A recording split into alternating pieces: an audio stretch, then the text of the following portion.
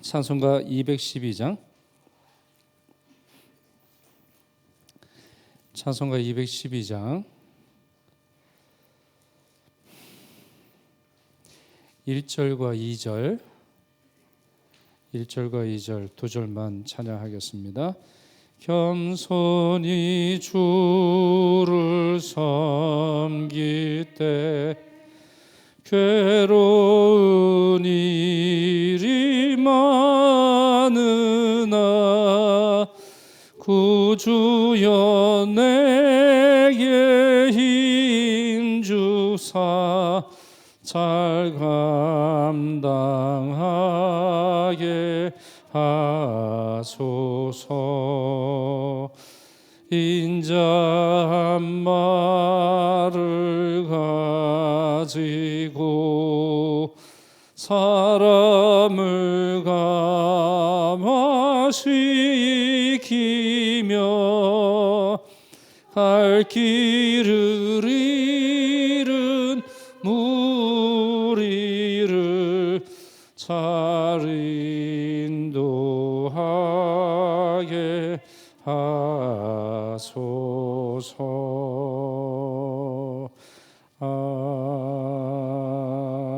아멘. 기도하겠습니다. 참 좋으신 아버지 하나님, 3월 셋째 주간을 저희들이 보내고 있습니다.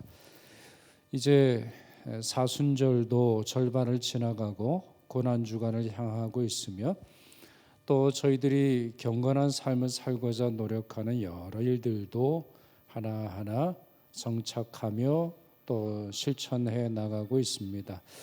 아버지 하나님, 이럴 때 저희들이 함께 모여서 기도하고 말씀 나누려고 하오니 주님께서 함께 하여 주옵시고 그 모임을 이끄시고 또 우리 성도들의 기도 제목을 헤아리며 중보하시는 우리 모든 구역장들에게 지혜와 성령의 은사와 능력을 허락하여 주시옵소서. 오늘 저희들이 함께 나누기 전에, 우리 각자 흩어져서 나누기 전에 저희들이 함께 공부하는 시간 가지려 합니다. 지혜 허락하여 주옵소서. 피곤치 않도록 도와주옵소서. 우리 주님 예수 그리스도의 이름으로 기도하옵나이다. 아멘. 자, 오늘 나누실 내용이 마태복음 20장이죠.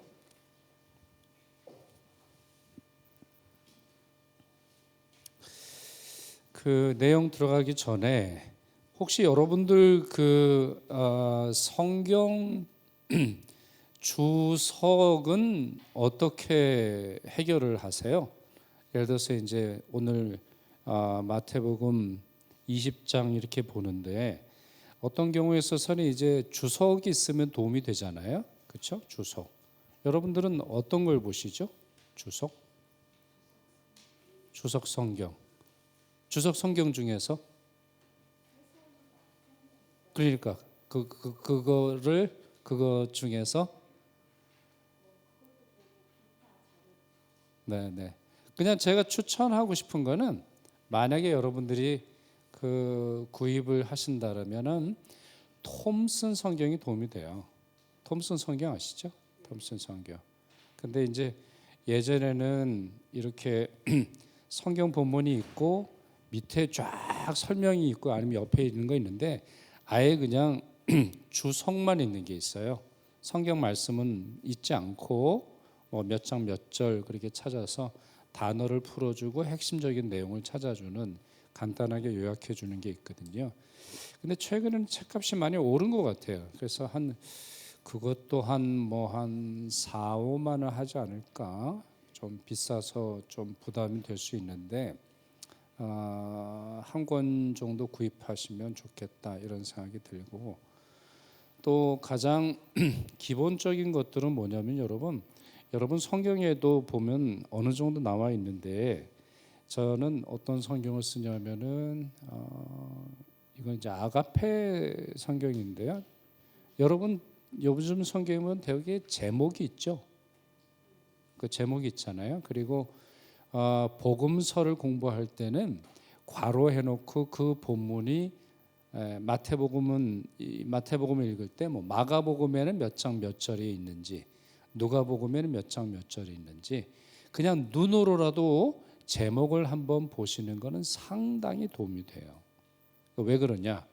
그 본문의 요지가 뭔지, 그 본문이 우리에게 말하려고 하는 그 주된 내용이 뭔지를 한번 머릿속에 넣고 성경을 읽는 거하고 아닌 거하고는 굉장히 차이가 나거든요. 그래서 지난주에도 우리 그렇게 했잖아요. 전체적인 구조를 먼저 살펴본 다음에 본문을 읽으면은 그 본문의 각각의 내용이 훨씬 더 잘 이해된다고 말씀을 드렸잖아요. 그래서 그걸 이제 우리가 관점 아니면 이제 신학적인 관점 아니면은 그 본문이 갖고 있는 요지를 통해서 접근하는 그런 방식이 되겠습니다. 근데 그랬을 때 장점은 뭐냐면 성경을 우리 마음대로 우리 생각대로 해석하지 않는 거예요. 그러니까 어떤 경우를 보면 진짜 이상하게 해석하는 경우들이 참 많이 있는데 그런 오류에 빠지지 않으려면 뭐 전문적인 주석 아주 뭐 목회자들이나 신학자들이 보는 주석은 필요 없다 할지라도 그렇게 제목만이라도 한번 검토를 하고 여러분들이 성경이 있는 건 굉장히 도움이 돼요. 오늘 본문도 마찬가지인데 오늘 본문에서 강조하려고 하는 내용은 대조입니다. 어떤 대조냐? 오랫동안 예수님을 따라다녔던 제자의 모습과 예수님, 제자의 모습과 세베대의 두 아들인 엄마의 모습, 그리고 이 제자들과 또 우리 시각장애인 있잖아요. 본문에 이제 두 가지 이야기가 나오는데 그 두 번째 이야기에 나오는 그 시각장애인과 제자를 한번 비교를 해보는 어떤 그게 주 안점으로 다루게 되겠습니다. 그래서 여러분 성경을 읽을 때도 간단히 설명을 해주셔서 오늘 우리가 다루려고 하는 내용은 두 개의 이야기다. 예수님과 제자들에 대한 이야기, 그리고 예수님을 찾아온 시각장애인에 대한 이야기를 읽으려고 하는데 관점을 대조하면서 각각 등장하는 사람이 어떤 행동을 하고 있는가 그걸 이제 살펴보라는 거죠. 그래서 지난주에도 말씀드렸습니다만 성경을 읽을 때 이렇게 머릿속에 드라마를 연상시켜서 하는 거 굉장히 중요해요. 그러니까 예를 들어서 여러분이 성경을 제대로 읽으면 머릿속에 드라마처럼 지금 인물이 어디로 가고 있구나, 누구를 불렀다거나 아니면 전체적인 모습이 이렇게 쭉 머릿속에 들어오셔야 돼요. 그래서 그게 제대로 됐는지 안 됐는지 어떻게 확인할 수 있냐면 여러분들이 설명한 내용을 이분들이 듣고 성경에 있는 내용과 일치하다면 여러분들이 성경을 잘 가르치는 거예요. 근데 만약에 여러분들이 쭉 설명을 했는데 그 사람이 성경 본문에 대해서 전혀 말할 수 없다면 다른 거 가르친 거예요. 그러니까 성경을 가르쳤거나 아니면 성경의 말씀을 제대로 전달한 게 아니에요. 그래서 우리 성경을 가르치는 리더는 성경을 성경답게 아주 잘 읽으셔야 돼. 자, 그 점에서 관점이 중요하다는 거하고 성경 자체를 잘 읽으시라 그 말씀 드리고 싶고, 그러려면 짧은 주석이 도움이 되실 거다. 만약에 주석이 없으면 제목만이라도 읽어라 그렇게 되는 거예요. 자, 무슨 말이냐? 자, 20장 17절에서 34절이죠. 자, 근데 제목을 먼저 한번 보세요. 17절 그 위에 제목이 뭐라고 되어 있죠? 네. 그러니까 저도 그래요. 죽음과 부활을 세 번째로 이르시다 그랬어요. 그러면 이 말씀은 지금 예수님이 죽음과 부활을 말씀하시는 본문인데 몇 번째? 세 번째. 그러면 앞에 두 번 이미 말씀하셨다라는 거죠. 근데 이미 반복해서 말씀하셨어요. 그런데 제자들이 모를 리가 없어요. 아니 세 번 말하는데 모를 리가 없잖아요. 그걸 먼저 머리에 둘 필요가 있고, 자, 그리고 20절에서 28절 제목이 뭐죠? 한 어머니의 요구. 그리고 29절에서 34절에는 맹인 두 사람을 고치시다 이렇게 되어 있어요. 간단히 그렇게라도 머리에 넣어두시는 건 도움이 됩니다. 자, 17절부터 우리 천천히 읽겠습니다. 이제 대조적 관점을 가지고 인물의 대조적 행동을 한번 유념하셔서 읽도록 하겠습니다. 17절부터 읽습니다. 예수께서 예루살렘으로 올라가려 하실 때에 12 제자를 따로 데리고 길에서 이르시되 보라 우리가 예루살렘으로 올라가노니 인자가 대제사장들과 서기관들에게 넘겨짐에 그들이 죽이기로 결의하고 이방인들에게 넘겨주어 그를 조롱하며 채찍질하며 십자가에 못 박게 할 것이나 제3일에 살아나리라. 그때에 세베대의 아들의 어머니가 그 아들들을 데리고 예수께 와서 절하며 무엇을 구하니 예수께서 이르시되 무엇을 원하느냐 이르되 나의 이 두 아들을 주의 나라에서 하나는 주의 우편에 하나는 주의 좌편에 앉게 명하소서. 예수께서 대답하여 이르시되 너희는 너희가 구하는 것을 알지 못하는도다. 내가 마시려는 잔을 너희가 마실 수 있느냐 그들이 말하되 할 수 있나이다. 이르시되 너희가 과연 내 잔을 마시려니와 내 좌우편에 앉는 것은 내가 주는 것이 아니라 내 아버지께서 누구를 위하여 예비하셨든지 그들이 얻을 것이니라. 12 제자가 듣고 그 두 형제에 대하여 분이 여기거늘 예수께서 제자들을 불러다가 이르시되 이방인의 집권자들이 그들을 임의로 주관하고 그 고관들이 그들에게 권세를 부리는 줄을 너희가 알거니와 너희 중에는 그렇지 않아야 하리니 너희 중에 누구든지 크고자 하는 자는 너희를 섬기는 자가 되고 너희 중에 누구든지 으뜸이 되고자 하는 자는 너희의 종이 되어야 하리라. 인자가 온 것은 섬김을 받으려 함이 아니라 도리어 섬기려 하고 자기 목숨을 많은 사람의 대속물로 주려 함이니라. 거기까지 읽죠. 네, 본문이 이제 기니까 짧아서 읽는 게 좋겠습니다. 자, 여기서 지금 예수님이 십자가와 예수님이 고난과 십자가와 부활을 예고하셨죠. 이제 세 번째 예언이다. 우리가 그 사실을 알 수 있는데, 자 21절에 보면 그때에 세베대의 아들의 어머니가 아들들을 데리고 왔어요. 우리 구역에서는 뭐 깊게 다룰 필요는 없는데 그 앞에 있는 내용 보시면 길에서 하신 말씀이죠. 그렇죠? 이게 어느 집에서 하신 말씀이 아닙니다. 17절 보시면 예루살렘으로 쭉 올라가는데 사람들이 함께 했겠죠. 근데 그 사람들 전체에게 설명하신 게 아니라 12 제자를 따로 데리시고 길에서 말씀하셨어요.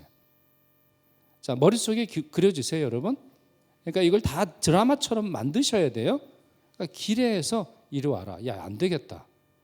그러니까 사람들이 너무나 많이 몰려왔기 때문에 이 제자들도 아마 흥분 상태에 이르렀을 것 같아요. 그래서 이제 우리가 왜 가는지, 왜 예루살렘에 가는지를 설명하기 위해서 이제 길에서 만나셨어요.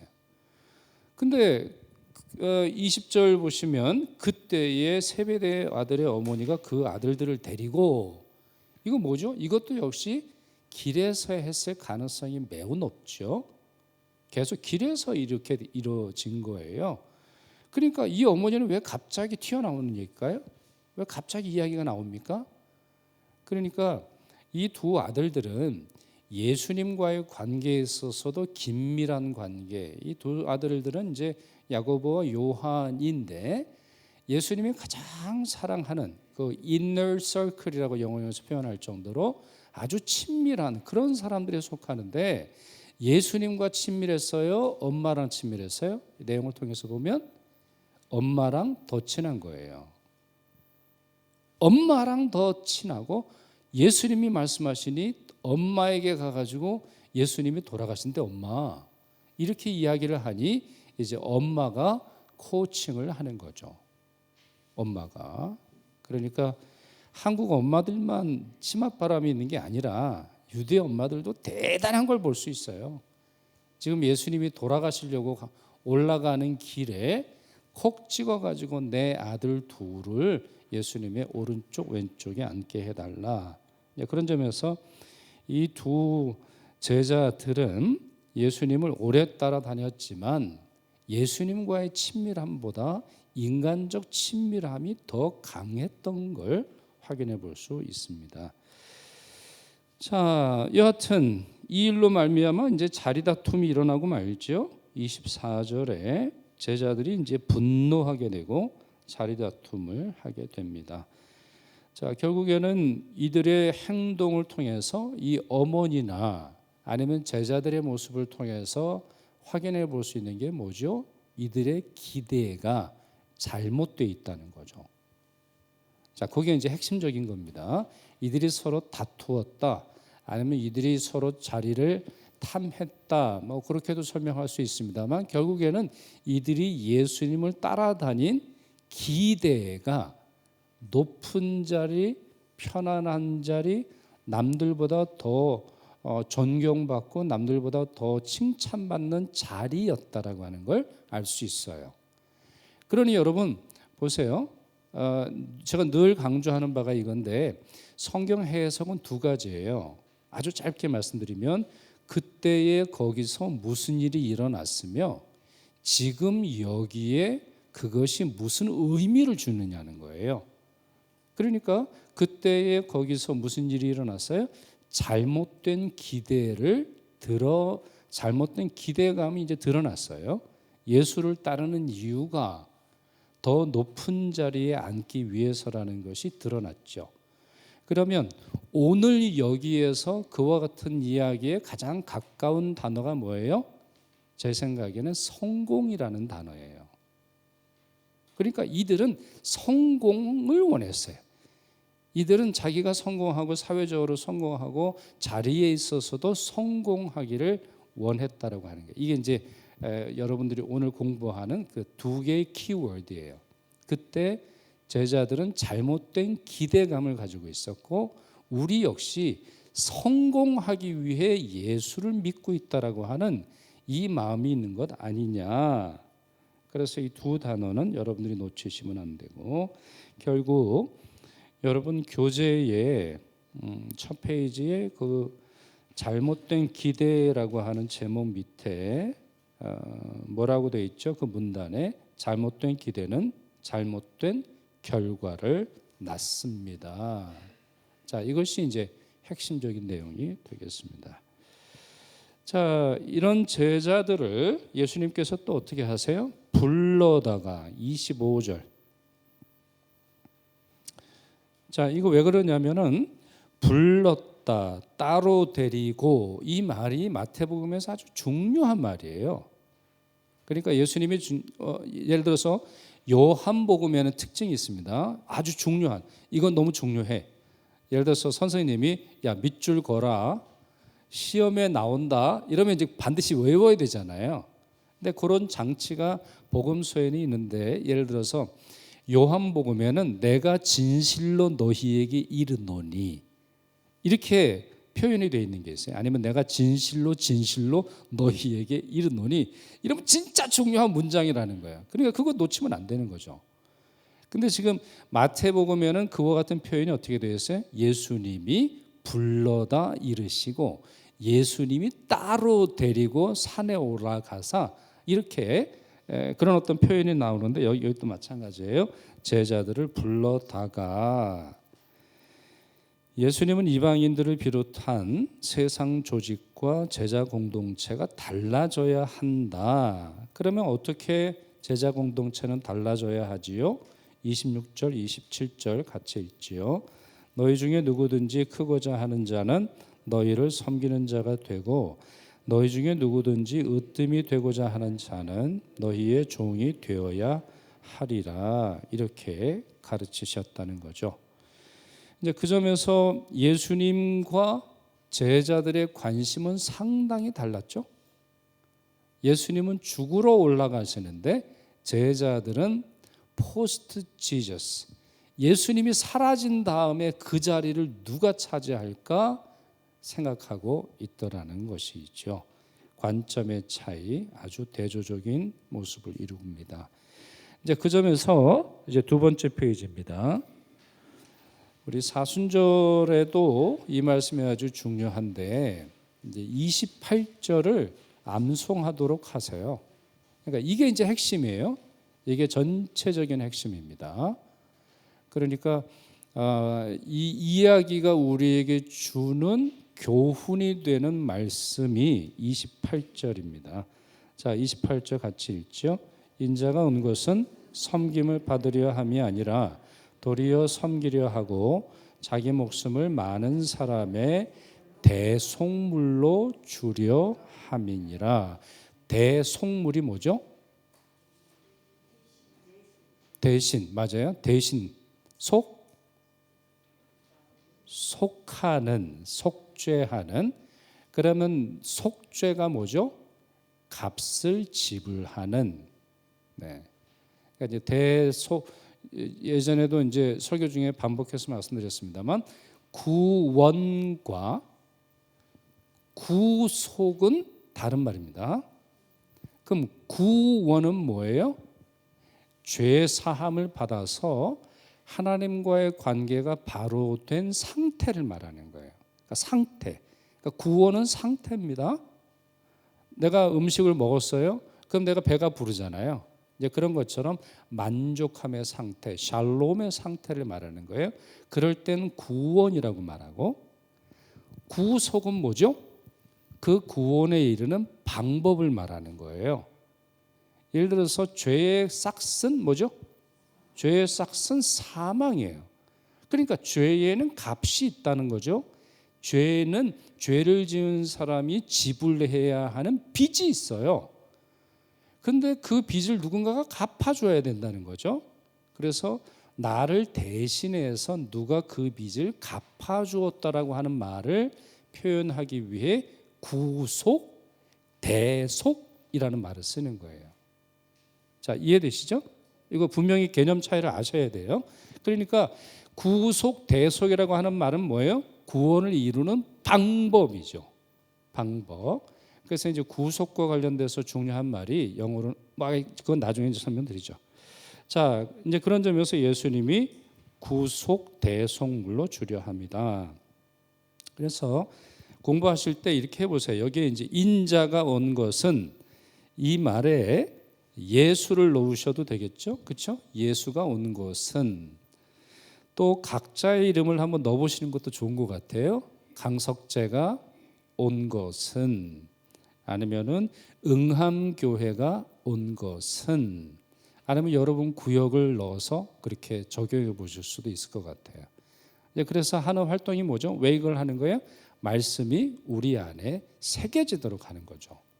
단순히 그냥 해석하고 이해되는 그런 어떤 사실이 아니라 말씀 자체를 기억하기 위해서 한번 해보는 겁니다. 자, 그리고 이제 어느 정도 시간이 흘렀어요. 여리고를 떠나갈 때, 그렇죠? 29절에 이제 그 내용이 나옵니다. 자, 이 얘기가 왜 이걸 강조하냐면 이제 습관을 기르기 위해서요. 여러분 성경에서 읽을 때 내용도 중요하지만 신학적인 가르침도 중요하지만 시간과 장소에 대한 것을 이해하셔야 돼요. 뭘 이해하라고요? 시간, 그러니까 몇 시냐는 거예요. 몇 시에 썼으면 의미가 있기 때문에 쓴 거예요. 그러니까 성경에서 단어를 쓸 때는 의미가 있는 거예요. 또 장소, 어디에서, 이게 상당히 중요합니다. 예를 들어서 우리 천기누설까지는 아니지만 이번 주일 설교의 중요한 내용 중에 하나인데, 여러분 예수님께서 몇 시부터 몇 시까지 십자가에 달리셨죠? 오전 9시에서 오후 3시까지, 그러니까 제3시에서 제9시까지.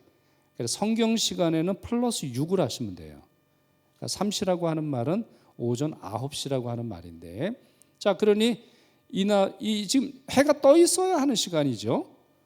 그런데 정오가 될 때 해가 어둠으로 바뀝니다. 어둠이에요. 그 해가 빛을 잃고라고 하는 말이 나오고 어두워요. 깜깜해요. 그럼 왜 깜깜했을까요? 생각을 해봐야 되는 거죠.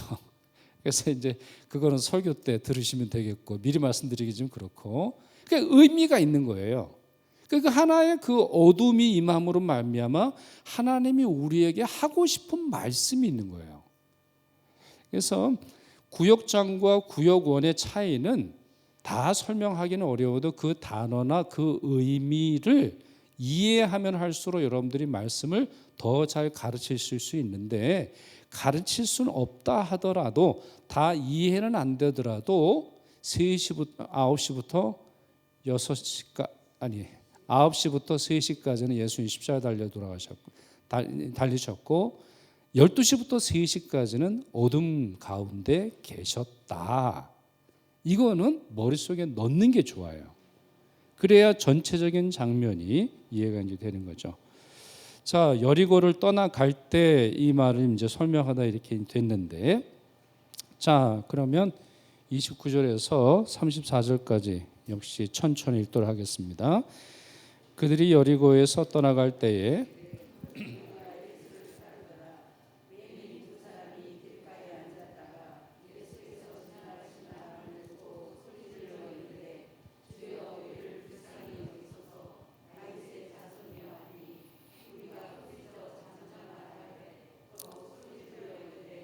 주여 우리를 불쌍히 여기소서 다윗의 자손이여 하는지라.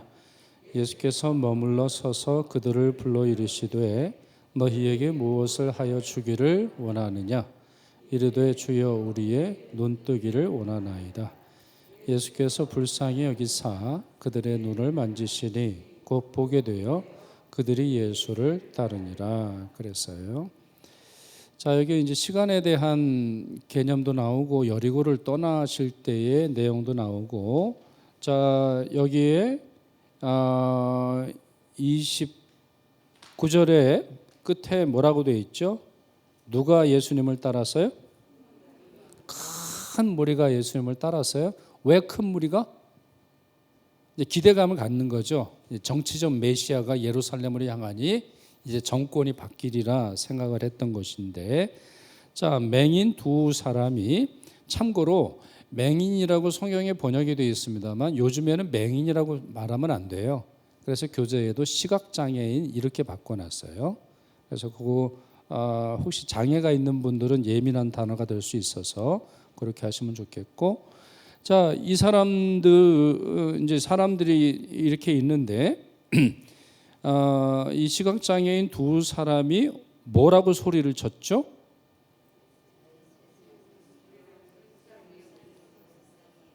자, 다시 뭐라고 소리쳤죠? 네, 첫 번째 단어가 뭐예요? 주예요. 주라는 말이 뭐예요? My Lord, 내 주인이시여, 이렇게 불렀어요. 그러니까 이건 이제 신앙 고백이죠. 자, 신앙 고백 후에 우리를 불쌍히 여겨 달라. 그리고 당신은 다윗의 자손이다. 이렇게 설명을 하지요. 간청을 합니다. 그러자 누가 꾸짖지요? 무리가 꾸짖었어요. 31절에. 그러니 이 사람들이 어떻게 했어요? 더 소리를 질렀어요. 그러니까 여러분 이게 머릿속에 그려지세요? 자, 앞이 안 보여요. 그러니 예수님이 어디에 계신지 알아요? 몰라요? 모르죠. 근데 무리가 어떤 무리? 큰 무리가 따라다녔어요. 그럼 무리가 조용하겠어요? 아니면 떠들고 돌아다니겠어요? 당연히 떠들고 돌아다니죠. 그러니 지금 목표를 알지 못해. 왜 이 말씀을 드리냐면 간절함을 잘 설명하시라는 거예요. 그러니까 지금 본문은 이 사람들이 얼마나 큰 목소리로 떠들었냐가 아니라 얼마나 간절히 예수님을 찾았는가를 설명하는 거예요. 그러니까 꾸짖으니까 더 큰 소리로 예수님을 이제 긍휼을 베풀어 달라고 설명하는 거죠. 자, 이 두 사람의 모습과 제자들의 모습을 비교해 보면 대조적이죠. 제자들은 자리를 원했어요. 우리에게 높은 자리를 주십시오. 반면에 두 사람은 뭘 원했어요? 우리에게 긍휼을 베풀어 주십시오. 자비를 베풀어 주십시오. 이렇게 소망을 하면서 이제 예수님이 이제 찾아 이들을 이제 불러오시죠. 그래서 32절 예수께서 머물러 서서 그들을 불러 이르시되 데려와라 이렇게 말씀하시고 무엇을 하여 주기를 원하느냐? 기대가 뭐냐? 그렇죠? 기대. 뭘 기대하는 거니? 나에게. 그러니까 사실 상당히 대조적인 겁니다. 그 세베대의 두 아들의 엄마도 기대를 얘기하잖아요. 뭐하러 나에게 뭘 기대하세요? 내 두 아들이 있는데 오른쪽 왼쪽 자리를 주세요. 잘못된 기대. 그러나 이 두 사람은 예수님 앞에 서서 올바른 기대. 그럼 올바른 기대는 뭐라는 거죠? 자리가 아닌 예수님의 긍휼이라는 거죠. 자, 그러면 그 결과는 뭡니까? 34절 예수께서 불쌍히 여기사 그들의 눈을 만지시니 곧 보게 되어가 첫 번째예요. 두 번째는 뭡니까? 그들이 예수를 따르니라 했어요. 그러니까 그들의 올바른 기대는 더 풍성한 결과를 낳았죠. 예수님을 따르는 제자가 됐으니 더 감사한 것이에요. 그러니 여러분 결론으로 뭘 내릴 수 있습니까? 올바른 기대는 예수님으로부터 멀어지고 예수님의 관심과 달라짐으로 말미암아 예수님의 제자답게 살지 못하도록 만들어요. 반면에 올바른 기대는 그가 기대하는 것보다 더 큰 응답을 받도록 한다라는 것을 깨달을 수 있는 거죠. 그러니 뭐 하죠? 그러니 바른 기대감을 가지자라는 게 핵심적인 요건이에요. 자, 이해가 되시죠? 그래서 본문에 있어서 빼놓지 마셔야 되는 두 단어가 있는데 첫째는 기대예요. 그러면 올바른 기대, 올바른 소망, 올바른 기도는 뭐가 돼야 돼요? 섬김이 돼야 된다는 거죠. 그래서 여러분 그냥 섬기세요. 이렇게만 결론을 내리기에는 본문은 강조하는 바가 참 많이 있어요. 그래서 우리가 기도한다고 할 때, 교회 생활을 한다고 할 때, 예배를 드린다고 할 때, 교인들끼리 서로 교제한다고 할 때 올바른 기대감을 가지십시다. 그럼 올바른 기대는 뭐예요? 예수님의 관점, 예수님의 생각, 예수님의 십자가와 예수님의 부활에 이르도록 하는 복음과 일치하는 것이고 그 가운데 하나가 바로 섬김이라고 하는 것이죠. 자, 이러한 이제 대조적 행동을 통해서 만약에 여러분들이 하나 더 하실 수 있다면 구역에서 여러분 자신을 한번 살펴보세요. 여러분은 어느 쪽에 가깝습니까? 세베대의 두 아들에 가깝나요? 아니면 예수님의 제자로서 오랫동안 예수님을 따라다녔으나 여전히 세 번째나 예수님의 십자가와 부활을 들었음에도 불구하고 계속 망각하는 제자들을 닮으셨어요? 아니면 정말 예수님을 주여라고 부르며 나에게 긍휼을 베풀어 주소서 다윗의 자손이여 한 문장 속에서도 올바른 기대를 갖고 있는 그러한 사람으로 살아가고 계신가요? 이렇게 성경의 가르침과 자기 자신을 한번 대조해보고 비교해보도록 그렇게 하시면 좋을 것 같아요. 그래서 하실 수 있다면 이제 구역에서 한번 자기 이야기를 한번 해보시죠. 자기 이야기를 자기 안에 있었던 어떤 선한 행동, 내가 이렇게 했더니 하나님이 응답을 주시더라 이런 내용, 아니면 이렇게 하지 못해서 내 마음이 어렵더라, 그렇게 하실 수 있겠습니다. 자, 결론 및 기도는 내용이 있죠. 첫 번째가 기억합시다, 두 번째가 묵상합시다, 셋째가 기도합시다, 넷째가 실천합시다, 그렇게 되어 있지요. 자, 그래서 이제 구역에서도 만약에 구역 차원에서도 여러분들이 구체적으로 섬길 만한 곳이 어디인지 여러분이 찾아보시면 좋을 것 같아요. 그러니까 예수님은 섬기는 마음 뭐 이렇게 얘기하지 않으셨죠? 섬김의 행동을 이야기하셨어요. 그러니 우리도 어떻게 섬겨야 할지 잘 생각해 봐야 되겠습니다. 자, 여기까지 질문 있으세요? 본문에 대해서? 자, 없으시면 다시 핵심적인 단어 뭐 말씀드렸죠? 첫째가 기대. 그리고 그 기대를 살펴보기 위해서 본문에서 대조. 그리고 결국에는 섬김이라고 하는 구체적인 실천을 해야 하겠다. 그런 내용 말씀을 드렸습니다. 자, 이제 우리 함께 기도하도록 하지요. 자, 우리 자신을 위해서 먼저 한번 기도하고 우리 구역과 교회를 위해서 기도하기를 원하는데요. 우리 자신은 어떤가요? 우리 자신은 올바른 기대, 올바른 기도, 예수님의 관점대로 세상을 바라보며 내 자신을 바라보며 내 자녀를 바라보며 구역을 바라보고 있는지 여러분 점검하면서 기도하시기를 바라고, 여러분 구역원들이 정말 주님을 올바로 만나고 바른 기대를 가짐으로 말미암아 더 풍성한 응답을 받기를 소망하기를 또 이 시간 함께 기도하도록 하겠습니다. 기도합니다. 참 좋으신 아버지 하나님, 오늘도 저희들이 함께 모여서 미리 공부하고 생각하게 도와주시는 것을 감사합니다. 예수님의 모습을 기억합니다. 예수님의 말씀을 기억하고 예수님의 말씀을 마음에 새깁니다.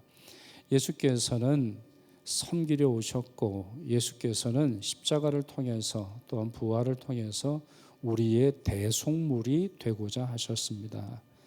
그런데 아버지 하나님, 저희 자신은 누군가의 대속물이 되기보다는 누군가를 통해서 더 높은 자리, 성공의 자리, 또한 다른 사람보다 다른 사람에게 명령하고 또 더 편한 자리, 성공하는 자리에 우리의 마음이 쏠렸음을 고백합니다.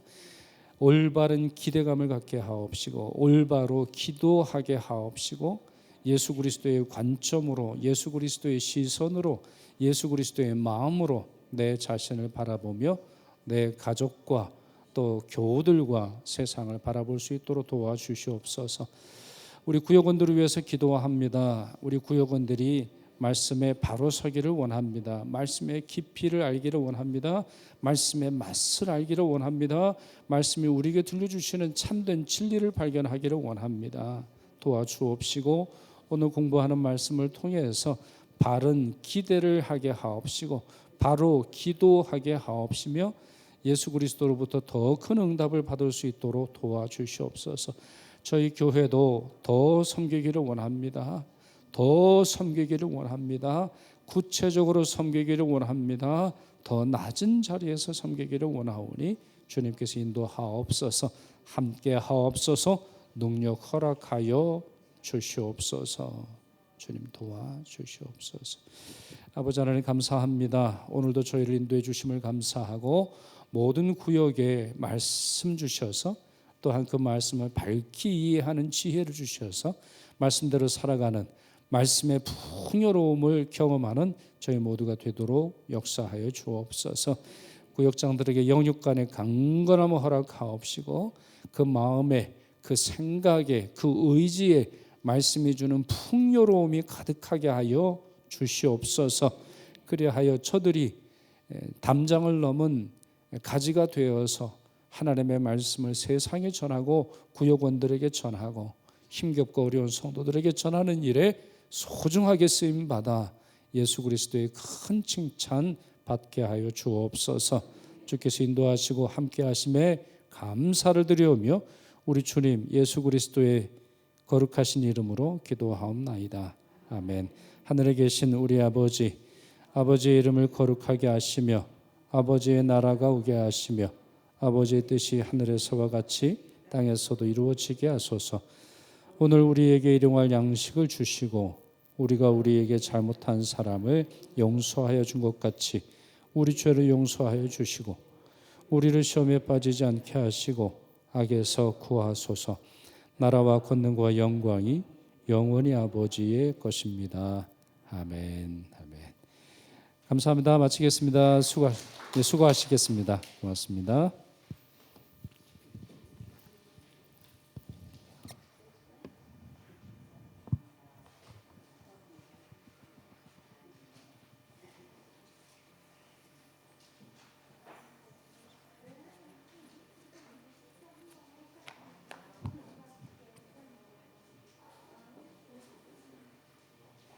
날이 쌀쌀한데 건강 조심하십시오.